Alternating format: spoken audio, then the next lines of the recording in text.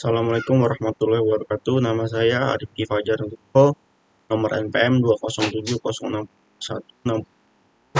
Kali ini saya akan membahas atau memberikan tentang materi-materi tentang algoritma dan pemrograman ruang 1 yang dosen pembimbingnya adalah Ibu Nurhayati, SSI MTI. Pertama-tama adalah algoritma dan pemrograman. 1. Bahasa pemrograman, 2. Python, algoritma, 4. Interpreter dan compiler.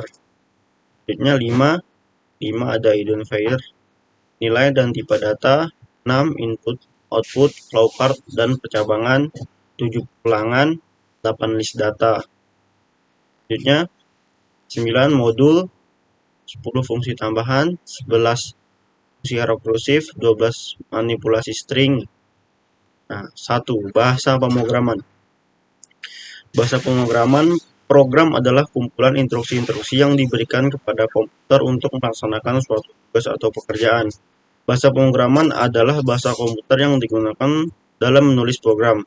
Contoh, bahasa rakitan assembly, Fortran, COBOL, Pascal, C, C++, Basic, Prolog, PHP, Java, Python. Berdasarkan kedekatan bahasa, pemrograman dikelompokkan menjadi 2 macam, yaitu bahasa tingkat rendah dirancang agar setiap instruksinya langsung dikerjakan oleh komputer. Bahasa tingkat tinggi membuat program menjadi lebih mudah dipahami. Selanjutnya, Python. Sejarah Python. Python dibuat dan dikembangkan oleh Guido van Rossum di kota Amsterdam, Belanda pada tahun 1990. Pada tahun 1995, Python dikembangkan lagi agar lebih kompatibel oleh Guido van Rossum. Pada awal tahun 2000, terdapat pembaharuan versi Python hingga mencapai versi 3 sampai saat ini. Pemilihan nama Python sendiri diambil dari sebuah acara televisi bernama Monty Python Flying Circus. Selanjutnya, pengertian Python. Python adalah suatu bahasa pemrograman yang dapat dilakukan eksekusi sejumlah instruksi multifungsi secara langsung atau interpretif dengan metode perintah serta menggunakan semantik dan sintaks. Selanjutnya, algoritma. Pengertian algoritma. Algoritma adalah sebuah urutan atau langkah-langkah di mana kita membuat suatu perhitungan untuk menyelesaikan suatu masalah yang ditulis secara berurutan. Nah, tahap-tahap algoritma adalah merencanakan suatu algoritma, menentukan model algoritma yang digunakan, pseudocode, bahasa semu, flowchart, diagram alur. Selanjutnya, menentukan validitas suatu algoritma, menganalisa suatu algoritma, menguji program dari suatu algoritma. Selanjutnya adalah 4. Interpreter, compiler. Interpreter tidak menghasilkan bentuk objek kode, tapi hasilnya translasinya hanya dalam bentuk internal di mana program induk harus selalu ada. Nah, seperti ini. Source code, datanya langsung di translator dan langsung hasil. Selanjutnya adalah compiler. Pada compiler, source code merupakan bahasa tingkat tinggi dan objek kode merupakan bahasa mesin assembly. Source code dan data diproses secara berbeda. Nah, data dari sini langsung ke expression sampai hasil. Nah, source code berbeda dengan data. Source code, compiler, objek kode, expression, dan langsung hasil. Selanjutnya, identifier, nilai dan tipe data. Identifier atau pengenal merupakan nama yang diberikan untuk mengidentifikasi variabel, fungsi kelas, dan sebagainya. Fungsi dari identifier ini adalah untuk membedakan antara entitas yang satu dengan entitas lainnya. Nilai value. Nilai value adalah hal yang paling mendasar seperti sebuah huruf, karakter khusus, atau sebuah angka yang akan dimanipulasi oleh program. Contohnya seperti ini. Himpunan, identifikasi masalah, problem, input masukan, proses, output hasil, solusi masalah, problem. Nah, jadi seperti itu untuk nilai value.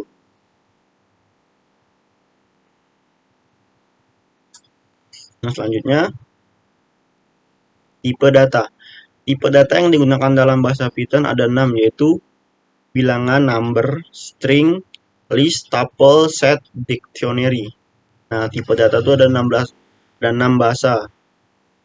Ada tipe data yang digunakan dalam bahasa Python. Jadi bilangan pertama, string, list, tuple, set, dictionary. Selanjutnya, 6. Input, output, flowchart, dan percabangan. Input. Input atau inputan merupakan sebuah data, informasi atau nilai apapun yang dikirimkan oleh user kepada komputer untuk diproses lebih lanjut. User melakukan proses input melalui media atau perangkat masukan seperti keyboard, mouse, kamera, mikrofon, dan sebagainya. Input user merupakan fitur untuk memasukkan nilai dinamis dari suatu variabel. Nah, input user diterima oleh program saat user memasukkan nilai melalui keyboard dengan fungsi input. Saat menggunakan fungsi input, program akan berhenti sejenak menunggu user melakukan nilai. Program akan lanjut ketika tombol enter ditekan sebagai tanda input user telah selesai. Jadi kita fungsi input dipanggil, user harus masukkan nilai melalui keyboard dan akan disampingkan di variabel nama. Ketika variabel nama dicetak, maka akan ditampilkan nilai yang diinput oleh user. Nah, jadi contohnya seperti ini. Kita masukkan nama, input masukkan nama. Nah, dan ini untuk menghasilkan inputnya. Masukkan nama Arif Fajar Nugroho. Nah, jadi seperti itu untuk input. Selanjutnya, output.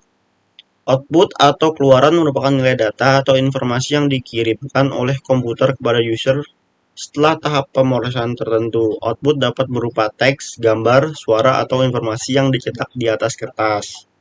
Nah, contoh output seperti ini menampilkan variabel dan teks digunakan tanda koma sebagai pemisah. Nah, nama input siapa nama kamu, umur input berapa umur kamu, print hello. Nah, ini tanda pemisah nih koma ini nama, umur adalah koma umur tahun. Nah, ini koma ini sebagai pemisah. Hello, koma nama, koma umur, koma tahun. Nah, jadi output hasilnya jadi seperti ini. Siapa nama kamu dari sini, umur kamu dari sini, dan hasilnya seperti ini. Printnya ini hasilnya. Jadi seperti itu untuk contoh output. Nah, format pada output. Fungsi format akan mengisi variabel dan teks. Namamu, nama kamu, ya print dengan tanda seperti ini berteman dengan baik. Format namamu dan nama teman. Nah, nama kamu Arfi Fajar Nugroho, nama dia adalah Fasya Bintang. Jadi seperti ini untuk contoh output formatnya, format menggunakan simbol ini. Tanda simbol ini akan otomatis diganti sesuai dengan nilai yang diinput ke variabel namamu dan nama temanmu. Nah, selanjutnya tadi kan bahas tentang menggunakan cara lama penggabungan teks dan variabel, cara lama menggunakan simbol persen. Nah, selanjutnya adalah flowchart. Flowchart adalah suatu bagan dengan simbol-simbol tertentu yang menggambarkan urutan proses secara mendetail dan hubungan antara suatu proses instruksi dengan proses lainnya dalam suatu program. Nah, simbol flowchart seperti ini, flowchart direction simbol, terminator simbol, konektor simbol, simbol manual input, simbol preparation, simbol proses, simbol display. Nah, seperti ini display flowchartnya. Selanjutnya adalah cabangan, if kondisi utama, if else kondisi kedua atau ketiga hingga ke X. If else kondisi terakhir di mana semua kondisi sebelumnya tidak ada yang terpenuhi. Percabangan if digunakan saat terdapat satu pilihan keputusan. Jika hasilnya benar, maka pernyataan di blok if akan dieksekusi. Selanjutnya, percabangan if. Setelah program dijalankan, maka hasil keluarannya 4 adalah bilangan positif pada contoh di bawah. Awalnya angka berisi 4, saat if yang pertama dieksekusi, maka kondisinya adalah apakah angka kurang dari 4, lebih dari 0. Karena hasilnya true, maka pernyataan di blok if dieksekusikan dan menampilkan pesan 4 adalah bilangan positif. Selanjutnya angka telah diubah menjadi min 4 untuk if yang kedua, maka kondisinya menjadi apakah min 4 lebih besar dari 0. Karena hasilnya false, maka pernyataan di blok if tidak dieksekusi. Nah, jadi ini percabangan untuk program percabangan if. Jika bilangan positif, tampilan pesan. Angka 4, if-nya angka lebih dari 0. Print angka adalah bilangan positif. Nah, jadi seperti ini, 4 adalah bilangan positif, bukan min. Jadi seperti itu untuk percabangan if. Selanjutnya, percabangan if else. Percabangan if else digunakan saat terdapat 2 atau lebih pilihan keputusan. Jika hasilnya benar, maka blok pertama yang akan dieksekusi. Jika hasilnya salah, maka blok kedua yang akan dieksekusi. Nah, ini adalah contoh dari percabangan if else. Pada contoh di bawah bilangan kita memasukkan 9. Kemudian pada pengerjaan if kondisinya adalah apakah bilangan lebih besar dari 0 atau sama dengan 0. Karena hasilnya salah, maka blok else yang dijalankan yaitu menampilkan pesan bilangan negatif. Seandainya kita ganti bilangannya menjadi 5, maka hasilnya pengujian if akan benar dan akan menampilkan pesan bilangan positif. Menguji apakah sebuah bilangan positif atau negatif dan menampilkan pesan ke monitor. Bilangan min 9. Nah, min 9 dari sini. Coba juga mengubah bilangan menjadi bilangan negatif dan memperhatikan hasilnya. If bilangan lebih besar atau sama dengan 0. Print bilangan positif, else print bilangan negatif. 0 adalah bilangan negatif jadi hasilnya. Outputnya. Jadi seperti itu percabangan if else. Selanjutnya adalah percabangan if else. Pernyataan if else digunakan untuk menguji lebih dari 2 kondisi. Bila kondisi pada if benar, maka pernyataan di dalamnya yang dieksekusi. Bila salah, maka masuk ke pengujian kondisi else. Terakhir, bila tidak ada if atau elif yang benar, maka yang dijalankan adalah yang di blok else. Nah, contohnya adalah percabangan if else. Pada contoh di bawah, bilangan kita diberi nilai 7. Pada pengujian if, kondisinya adalah apakah bilangan lebih besar dari 0. Hasilnya benar, maka yang ditampilkan adalah pesan bilangan positif. Bila bilangan-bilangan kita ganti menjadi 0, maka yang akan bernilai benar adalah pernyataan elif. Bila kita mengganti bilangan jadi minus, maka kondisi if dan elif salah. Dan yang dijalankan adalah blok else. Nah, jadi seperti ini bilangannya min 7. Min 7 kan ini kita coba dengan bilangan negatif. Oh, kita coba dengan bilangan positif. Bilangan 7, coba juga mengganti bilangan jadi bilangan min 0, bilangan min 7. Nah, kita coba jadi min 7. If bilangan lebih besar dari 0, print bilangan positif. If bilangan min 0, print 0. Else print bilangan negatif. Nah, bilangan positif. Nah, hasilnya adalah 7 adalah bilangan positif. Jadi seperti itu cara-cara programnya. Nah, perulangan.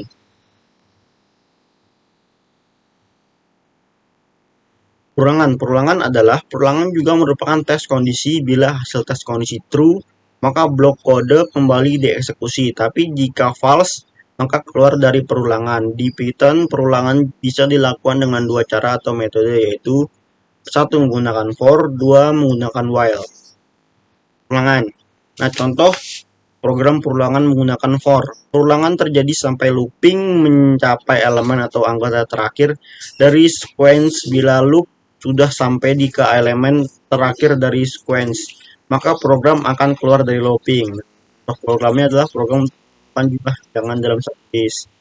List number 7, 5, 9, 8, 4, 2, 6, 4, 12, 1. Variabel untuk menyimpan jumlah sum dengan 0. Literasi for age in number sum dengan sum plus age.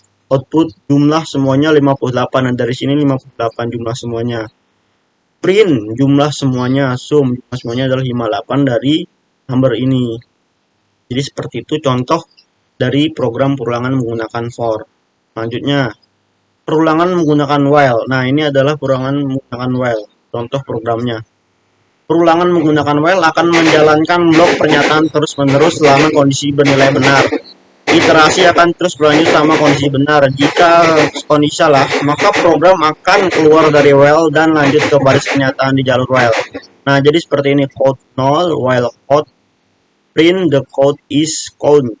Code tambah 1, print by.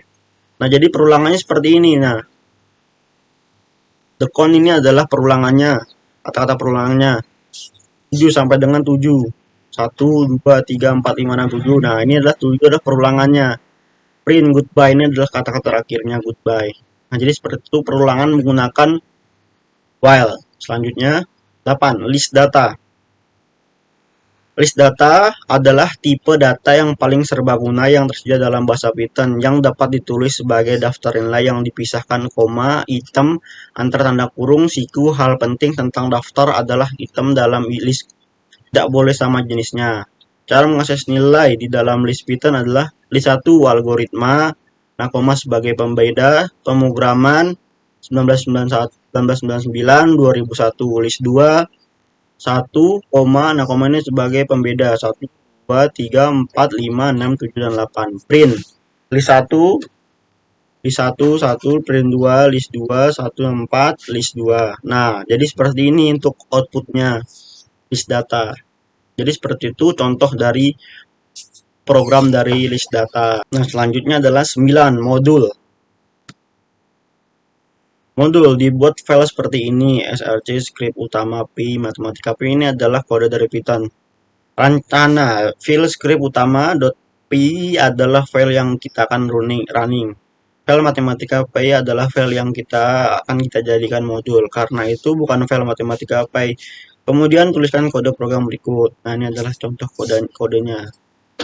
Filenya seperti ini.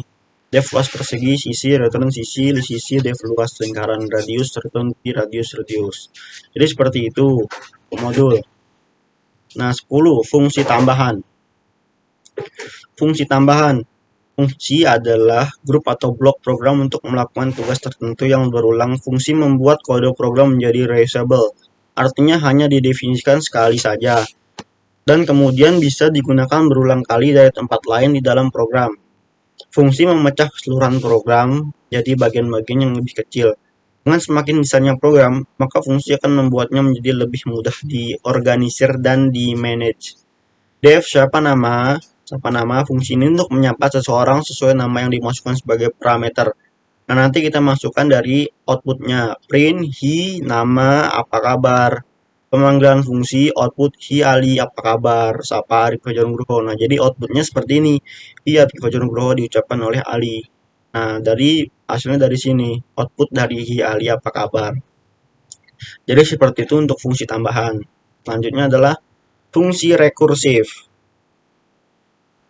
Fungsi rekursif di dalam dunia pemrograman, fungsi rekursif merupakan sebuah metode perulangan yang bersifat non-iterasi. Sebenarnya fungsi rekursif hanyalah sebuah fungsi biasa seperti fungsi def pada umumnya. Dia bisa dipanggil, bisa menerima parameter, bisa mengembalikan nilai dan lain sebagainya. Def tampil batas 1, print perulangan ke 1. Nah, jadi seperti ini untuk contoh program fungsi rekursif. 12. Manipulasi string.